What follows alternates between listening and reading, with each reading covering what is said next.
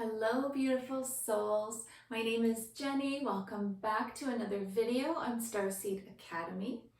In today's video, I wanted to recount a personal experience that I've had for you, which was an astral abduction. Now, the reason that I wanted to talk about this was not to impart any kinds of fear or anything like that, but to simply share it from the perspective that if it's happening to me, then it's potential that it's happening to you as well. And I want you to know that you're not alone. And I also want to share at the end of the video why I think this happened and why I believe that it's happening more frequently right now for Starseeds and Lightworkers. And also explain to you how I've found, after the first experience, which wasn't so pleasant, how it's gone since then, and something, a little bit of a tip or a trick that I've learned to try to protect myself from that. So you might be wondering, well, what is an astral abduction? Like, how is that different from a regular abduction? And it's because it happened in the astral realms. So I feel like I was literally plucked from one of my dreams, right? So not necessarily my physical body being taken, but my soul was taken from what it was busy doing and against my will into some other place. So first we'll talk about what happened, and then afterwards we'll kind of sum it up with a higher perspective and some more positive light to it. So if you've ever had anything like this happen to you before, this might be triggering for you. So trigger warning, so hopefully it's not going to upset anybody too much. Okay, so here's what happened. So I was in a dream, and it was a very vivid dream. Like, I remember what was going on in the dream, and I was at a friend's house and I was hanging out with a friend in my dream, right? And I went into my friend's kitchen. I was going to gather up some oracle cards. I guess we were going to do some cards. And so in the kitchen, her parents were sitting there. And please keep in mind, this is all in a dream. So her parents are sitting in the kitchen, and they had invited over another couple, an older lady and man, and they had come into the kitchen as well. And I kind of got a really weird vibe right off the start, but I just really mind my own business anyway. And I just continued going about collecting, going through a box of cards, trying to pick the one that I wanted to do with my friend. And so I wasn't trying not to pay too much attention. So my friend's parents had hired this couple to come over and perform some kind of seance or mediumship, which is when you communicate with spirits from the other side. And I remember like my ears perking up at that and being like, oh, that's interesting, good for them. Like, they're branching out, like, cool. Didn't really think anything of it still. And so I'm turned away from this scene, bent over in this box, rifling through stuff, and I feel someone come and place their hand on my shoulder. And in the dream, when you're in a dream, you're seeing things from the perspective of the character, but you're also seeing things from like above, almost like you're able to see it from like an eagle's eye view. So I saw that he put it was the man came over to me, and he put his hand and his arm across my shoulder like that. And he hit some kind of pressure point that actually like knocked me out. So I basically felt the pressure point, and then I felt myself like kind of just going under and going limp. And I was still completely conscious, which is weird, right? Because you don't have a physical body in the astral realm, or maybe in some way you do, I don't know, but my body was basically like paralyzed, but I was still awake within. So it kind of blacked out, and then when I woke up, I was in like a dark, small, contained space. I couldn't see anything, but I knew that I was contained in this space. And so I started calling out to my guides to help me, like, basically freaking out and being like, where am I? What's going on? What happened? Did they take me? And I heard one of my guides say, I heard Amy say, get off at the ship. And then I blacked out again, frustratingly. And then when I woke up, I was in another land, and I was on like the shore, and there was water this way, and there was like so much shore, and then like a sidewalk and these houses. And so I had a good look around, and I had the knowingness and the feeling that I was in the underworld. It was so eerie, and it felt like, oh, just like skin crawling, creepy, like worst nightmare kind of stuff. So I'm like, okay, like we need to get out of here. So I just start walking, and suddenly I'm on the sidewalk. I'm not on the beach anymore. And I'm just like walking. And I can see and hear that there are lights coming, like a search party, like a ship is coming, searching for me because somehow I got out. And I can hear it, and I can see these big like spotlights out of my peripheral. So I just start going faster. As I'm walking down the sidewalk, I look over to the left at one of like the houses that I mentioned were like lining the sidewalk, and it was like a big window. And the creature staring back at me from that window, I will never be able to not see that. It was like this evil, like skin pulled back off of its face, like glaring at me at the window, like just evil, like bone, teeth, creature, animal, demon, I don't know, something. And it was like, look, very interested in me, and like it was ready for like a hunt. And I remember, I think I said out loud, I looked at it, and then I looked back, and I was like, nope, we're just not going to look at anything. I'm not going to look at anything. I just need to continue following the sidewalk. I'm getting the F out of here. Don't look at anything. Don't engage. Just keep going. Like somehow, some way, I will get out of this place. So I'm just like booking it, and I get to the end of the sidewalk, and it's water. Like the water, just like I'm on an island now or something. I don't know. There was just water all around, and like this silly, stupid little sidewalk with these houses, with these creatures, and there was these lights coming from me in this ship, and I had nowhere to go. And again, everything went black. And now I wake up, and I am in some kind of ship, and there's a round window beside me, like a porthole, window that you would see on like a boat, like the little round ones at the bottom of the boat. And I feel really groggy, like I've been drugged. And I kind of like open my eyes to the best of the degree that I can. And I look out this like window, and I can see that there are like raindrops streaming across the window, right? So we're either on a boat or a spaceship or a plane, I don't know, but we're going fast. And the raindrops are going like this, so we're moving. And I felt like the pressure of like a super fast like takeoff. And I remember just feeling like, ooh, like my whole body got pushed back against this small room that I was in with the window. And I felt like I had been abducted and captured, and now I was in their grasp again. And I was so distraught. I was so determined to get away though. Like I was so upset. So after the window and the rain and like the feeling, everything's pretty dark, but I got the sensation of like a landing. So I guess it probably was more like a spaceship then, because we came from straight down. So first we took off, but then I got this like, you know, in an elevator, this feeling of like, and then we landed somewhere, and I was like, it got quiet, and I was like, oh no, like now what? So again, fade to black. I don't know how they keep doing this. I wake up, and I'm in my bedroom, and I look around at my bedroom, and it's just not quite right. It's my bedroom, kind of, but the bed's wrong. The curtains are wrong. Like I remember looking like, oh man, it was so clear. Like I am telling you, like I was there. It was so visceral. It was right there. I was like, those aren't my blankets. Like that's not my bedding. That's not the color of my curtains. The bed's on the wrong side. And I'm like, okay, what the heck? I don't know what's happened, but so they've tried to drop me off back at home, basically, and they've dropped me in the wrong timeline.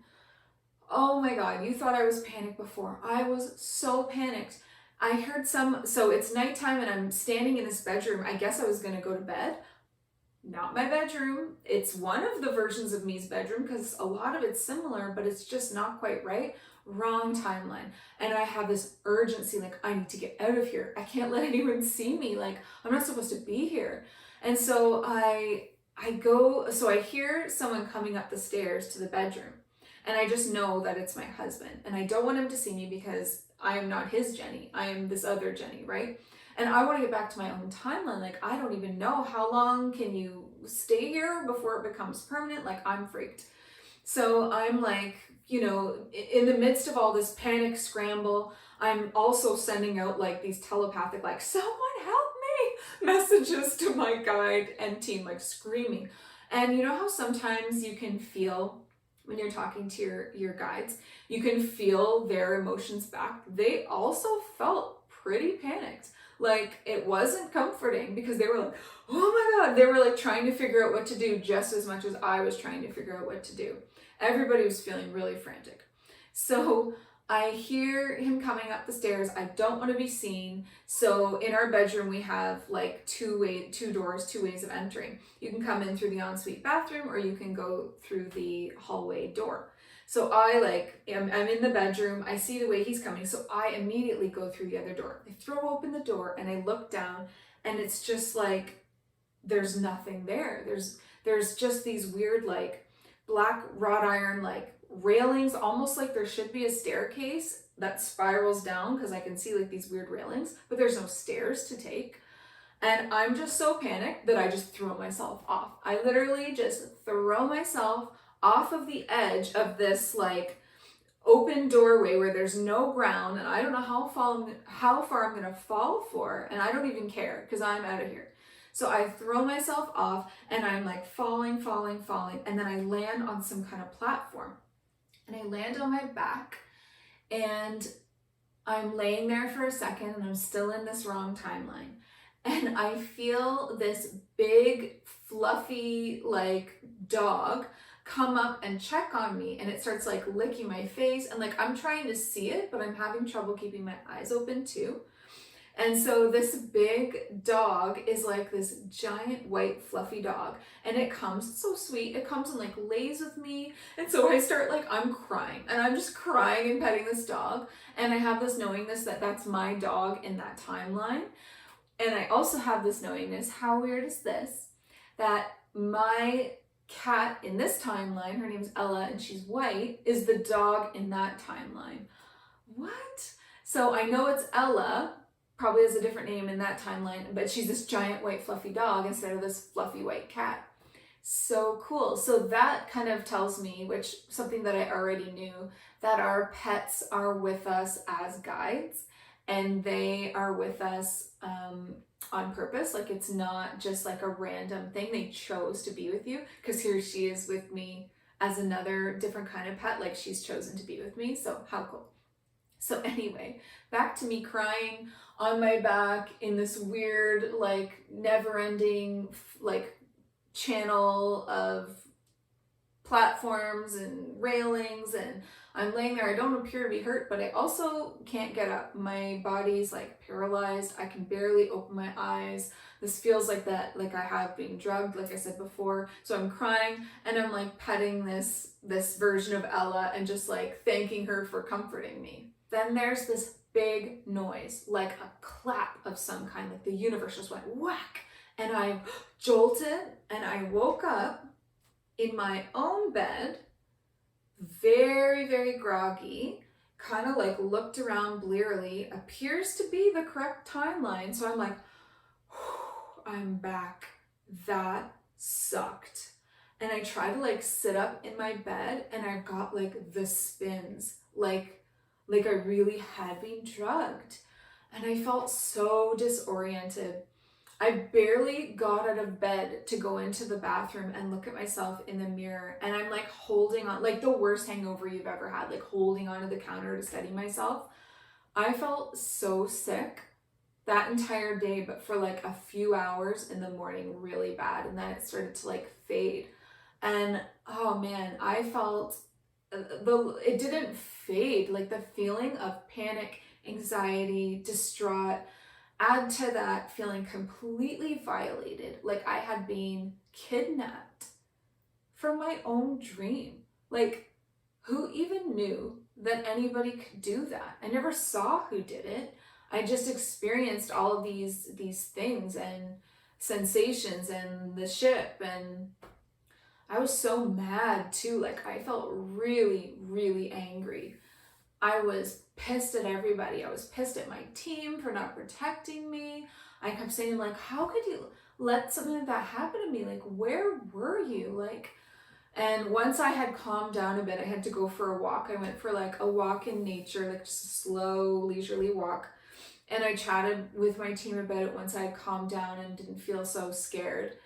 And, you know, Amy, you know, she said to me, I was there. Like I was there. I was doing my best to guide you. Like I told you, get off at the ship. And I'm like, oh yeah, I remember hearing her voice.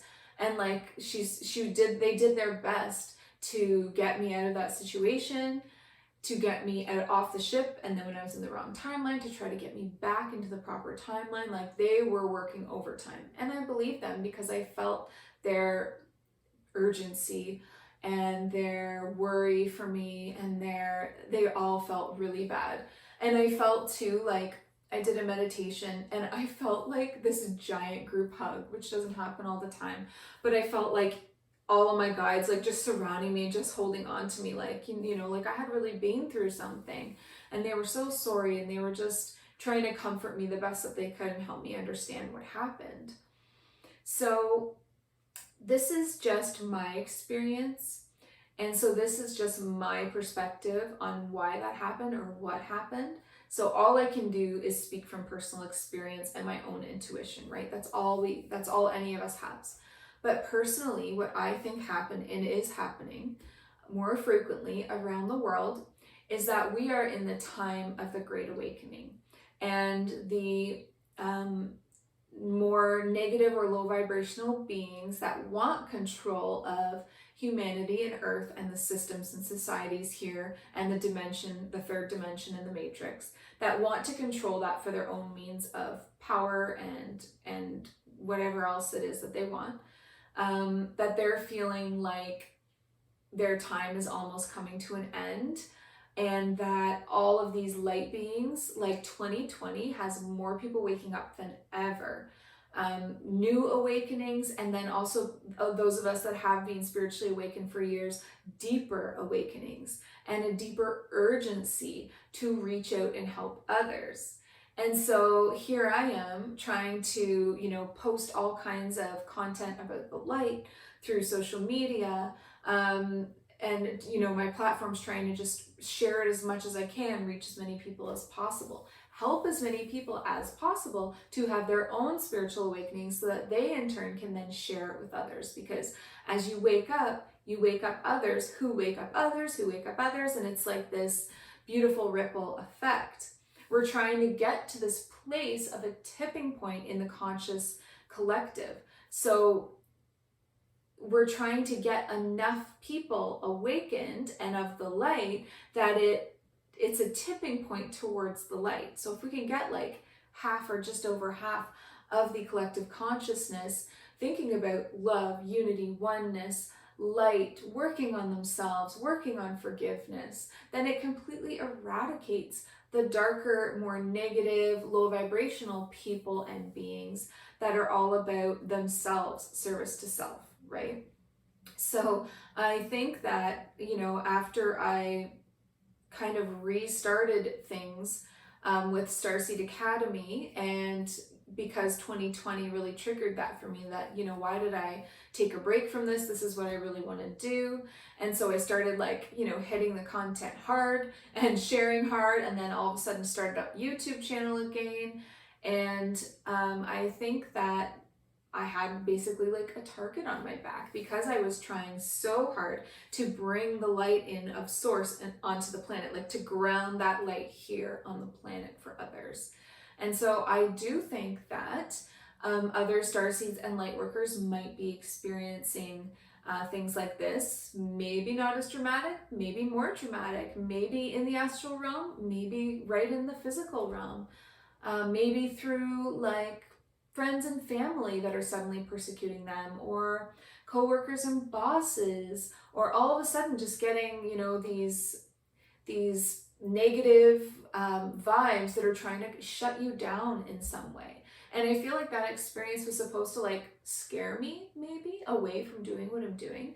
And instead, of course, you know, because I'm so stubborn, if they only knew, all that did was propel me even further. Like now I'm really gonna do it. You're gonna effing see me really go off now, because how dare you? I was so upset that that happened. So anyway, that's what I think is happening and going on. And so now that that happened, I was a little bit afraid. I'm not gonna lie, who wouldn't be, to go to sleep for the next few nights. So I was using my invisibility cloak. This is something that I heard about from Elizabeth April, who is an awesome spiritual leader and a great follow on YouTube. And she was talking about, you know, wearing this invisibility cloak on yourself when you're doing light work. So I started doing that, and it's really making a difference. I put it on before, and I visualize it before I meditate, do any kind of light work, energy work, and also now before I go to bed at night. Because when I go to sleep at night, my soul is off doing energy work, light work, missions, helping others, right? Like it's not sleeping, it doesn't need rest, it's got all kinds of stuff to do. So the invisibility cloak has been helping. I also lean on Archangel Michael, who I talk about a lot because he's amazing to protect you. So I ask him to remain with my body, but also to follow my soul and do his best to protect me during my missions and experiences. I need to stand up for myself more. So my guides were telling me that if I ever feel anything like that happen again, to instantly be alerted and to say, no, this is not happening. I do not allow it. Like, stop it right now, right? Instead of just kind of being like I was in the original experience. I was just kind of curious, really didn't think it was anything big. I had no idea that they were going to come over and take me though, but you know, just being more alert, more aware, more protective of myself. And so, so I had a couple of nights where nothing happened, and then I had another experience. And so in this experience, I don't really remember too much about this dream though. I just remember I was in a dream with some people and we were talking, and I started to feel that same feeling come over me. I didn't see any beings around me. Nobody came over and karate chopped me or touched me or anything. But I started getting that same paralyzing, sinking feeling. In fact, it actually feels like you start to sink through the floor, like you're headed to the underworld or you're headed somewhere else. And I heard, and I was aware, I was like, oh, it's happening again. Like I feel like I'm suddenly just sinking down. And so I immediately said, someone help me, it's happening again. And I heard Amy say, run, which like was chilling. Maybe she didn't have time to say much more, but that in itself scared the bejesus out of me. And I was like, oh, okay. So I started running, and I remember feeling like the paralyzation was going like from the bottom of my legs up. I could barely move my legs, but I clawed my way out of that dream and into some other dream where I was fine, and it didn't happen again, right? So whatever, I got myself out of that situation. So thank you, Amy. Scary little, you know, voice note, but still got me out of there. And then the third time, so this is the last experience that I had just a couple days ago now. So a couple of days ago, I was dreaming that I was at a friend's and we were in the kitchen cooking. And I got that feeling. I got this, it's like evil. I don't know how else to describe it. It's like evil, scary, creepy, crawly feeling, followed like cold, followed by like feeling like you're starting to get paralyzed from the feet up, and like sinking through the floor of the dream, like, whoop, bye, like there you go. And I remember like sinking, I was alert. Now I recognize the feeling, right? So the more times this happens to me, the better I'm getting at it.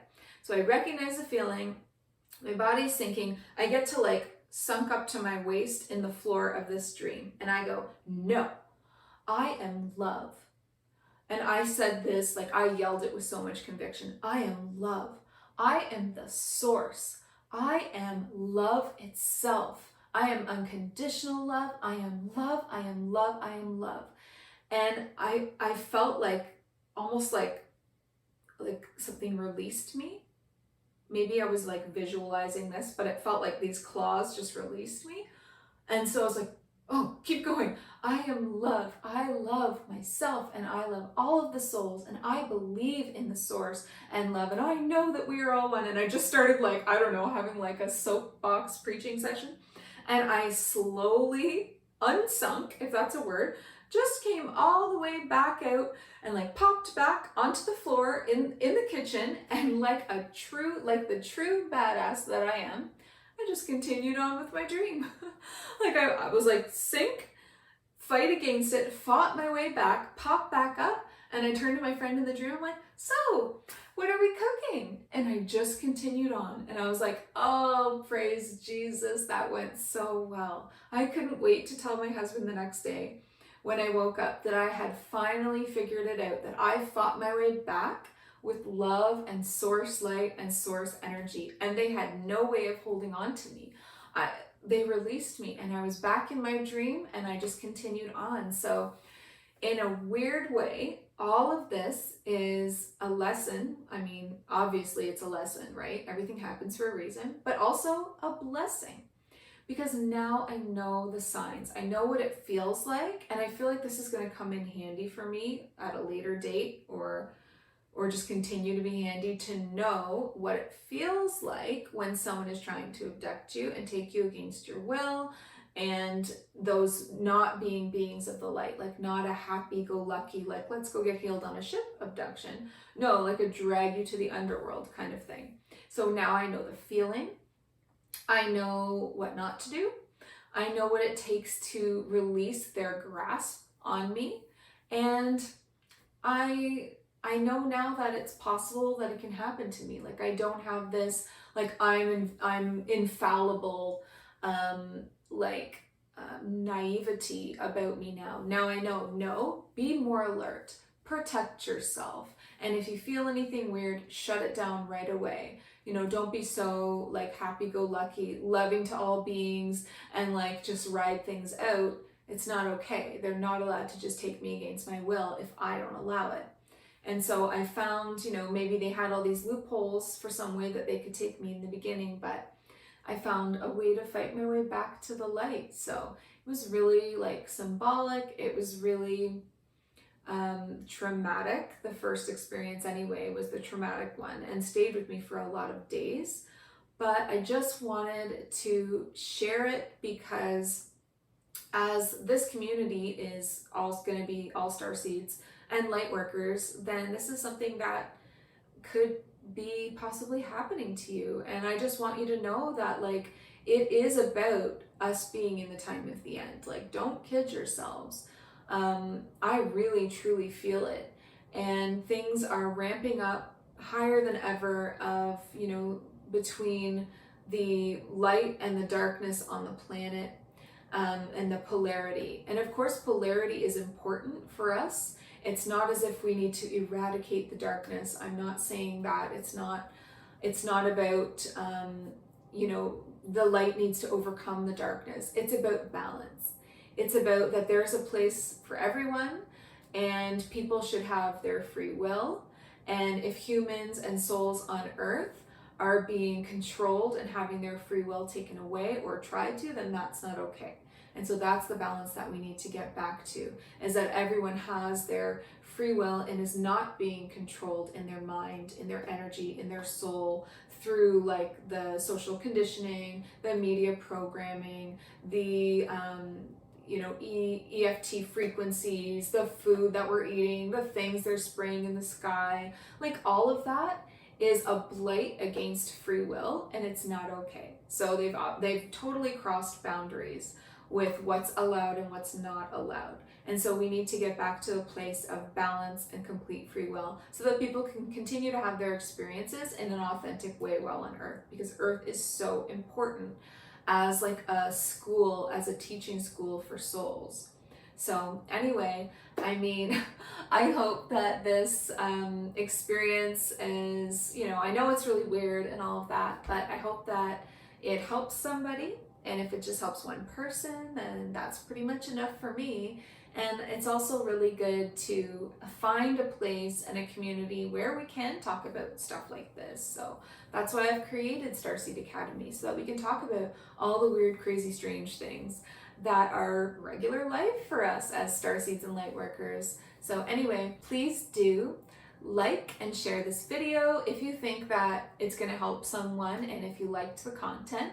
Also, please subscribe to Starseed Academy. I'm trying to build my YouTube channel up so that I can emit this light and these light messages of source energy to as many people as possible, and your subscription helps me so much and I really appreciate it. You can also follow me on Facebook, on Instagram if you'd like. I post more content there because I post daily. On YouTube, the schedule is Sunday, Monday, Wednesday, but on Instagram and Facebook, it's pretty much every day. So if you're looking for a little bit more, and if you're looking for more content from me, more messages, go ahead and follow me on either of those platforms, or both, whatever you like. But the most important thing is for you to remember to listen to your heart and the quiet voice within, because you are so much more than the body you are in. Thank you so much. Have a great day. Bye.